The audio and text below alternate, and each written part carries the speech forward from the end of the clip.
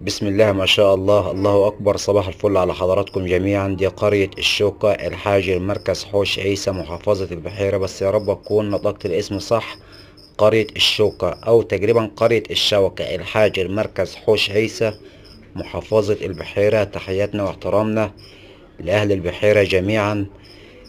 بسم الله ما شاء الله. إنجازات عظيمة جدا للسيد الرئيس عبد الفتاح السيسي منذ ولايته رئيسا لجمهورية مصر العربية.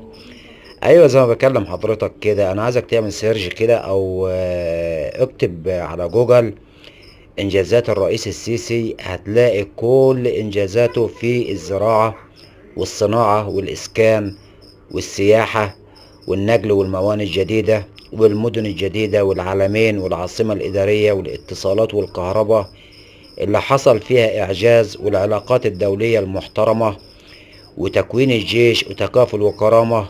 ولو هتكتب لحد الصبح كفاية مكافحة الإرهاب، ده لوحده خد وقت طويل مننا. فالسيد الرئيس خد البلد من صفر، وصفر كبير كمان يعني.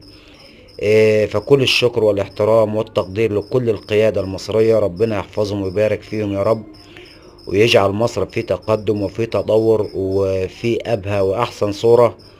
تحياتي لكل السادة المحترمين، تحياتي لكل مصر وطن حر شريف. تحياتي واحترامي ليكم جميعا من أخيكم في الله عادل الصهاجي، ابن محافظة سوهاج، أحد محافظات مصر. ربنا يحفظ مصر من كل شر ومن كل سوء، اللهم آمين يا رب العالمين. وأستودعكم الله، والسلام عليكم ورحمة الله وبركاته.